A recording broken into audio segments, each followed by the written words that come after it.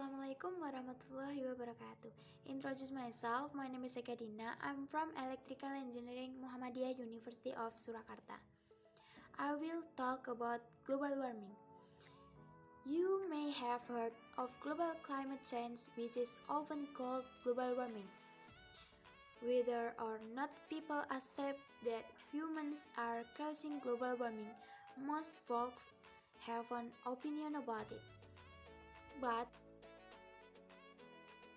how much do regular people understand the science of climate change?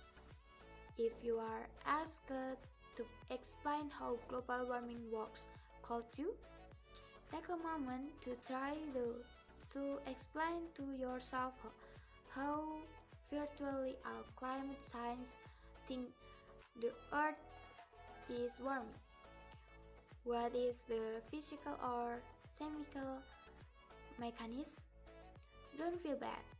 If you are anything like the people we have surveyed in our studies, you probably struggled to come up with an explanation. In fact, in one study we asked almost 300 adults on the US, and not a single person could accurately explain the mechanism of global warming at a pretty basic level. This is consistent with larger surveys that have shown that people often lack knowledge about climate change. But how can we make informed decisions without understanding the issues we are debating? Allow us to give you a short explanation of how global warming works. The first here is how Earth's temperature works without considering how humans influence it.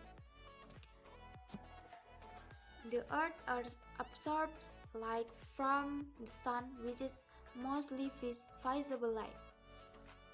To release that light energy, Earth also emits light. But because the Earth is cooler than the sun, it emits lower energy infrared light. So, Earth's surface essentially transforms close to the visible light it gets from the sun into infrared light.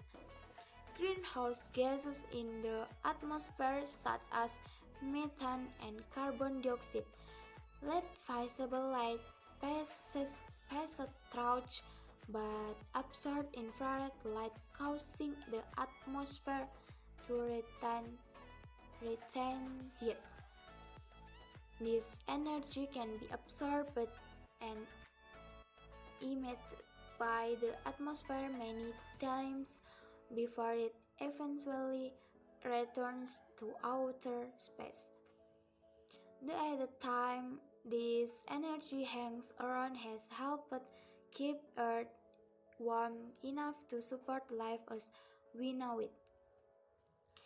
Without this greenhouse effect caused by these greenhouse gases in the atmosphere, the Earth's average surface temperature would be about 50 degrees Fahrenheit cooler, which is well below the freezing point for ice.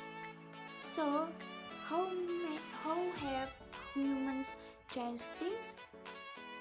Since the dawn of the industrial age around the year 1750, atmospheric carbon dioxide has increased by 40%, and methane has almost tripled. This increase caused extra infrared light absorption, meaning an extra greenhouse effect, which has caused Earth to heat above its typical temperature range. In other words, energy that gets to Earth has an even harder time leaving it, causing Earth's average temperature to increase, thus producing global climate change. In case you are wondering about what makes greenhouse gases special, here are two sentences of slightly technical information.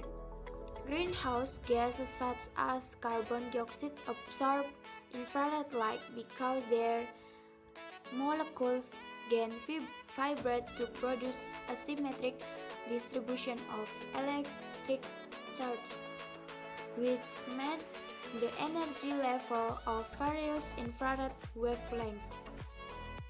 In contrast, non-greenhouse gases such as oxygen, that is CO2, don't absorb infrared light because they have symmetric charge distribution even while vibrating.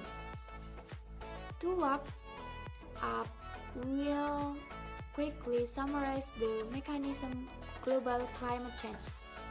Earth transforms sunlight's visible energy to infrared light, and infrared energy leaves Earth slowly because it's absorbed by greenhouse gases. As people produce more greenhouse gases, energy leaves Earth even more slowly, raising Earth's temperature even more than it has already gone up. That's how global warming happens. This was not so hard to understand, right? And next, the relationship of global warming with the electrical department. Some of the human activities that cause global warming include the mobility of people using transportation, industrial activities, and deforestation. Here are some things that can be done to reduce the use of excess electricity in order to minimize the causes of global warming around the world. Report from various sources. Sometimes we don't realize if we use electronic devices excessively. Many human activities today are very dependent on electronic devices. These electronic devices include lights, television, washing machines, air conditioner or AC, fans, computers, and so on.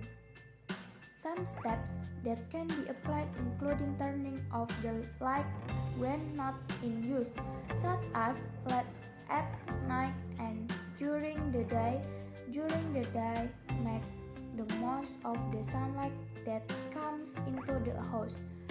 In addition, washing clothes can be done when it is at maximum capacity so that water and electricity usage can be maximally reduced.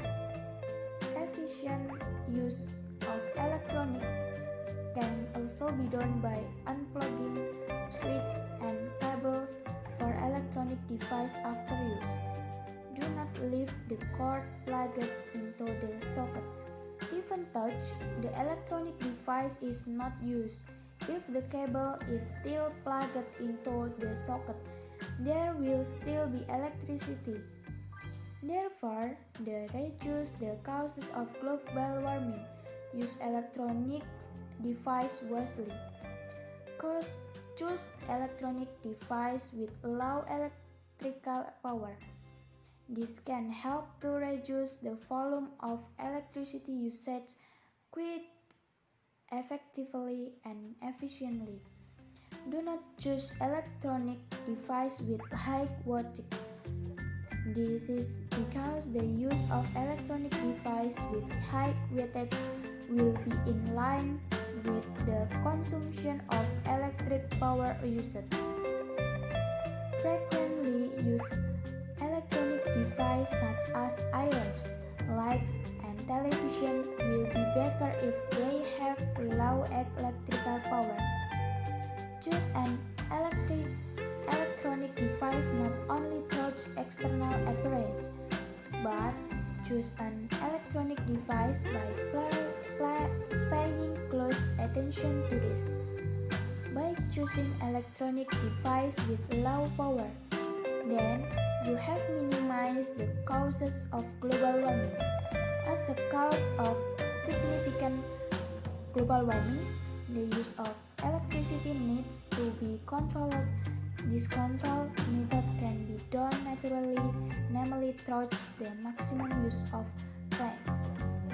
Choose plants that can live well and are suitable in the environment in which you live. Plant it in a place that will have maximum impact on air circulation in the house. In addition, take full advantage of home ventilation. Try to ventilate the house so that air and sunlight can enter the house. That way, the use of electronic devices such as air conditioning or AC or fan and lighting can be maximally minimized. In these few minutes, you have hopefully become one of the few people who understand the mechanism of global climate change. Then share this video with others so you can help them understand how global warming works too. Thanks for listening. Wassalamualaikum warahmatullahi wabarakatuh.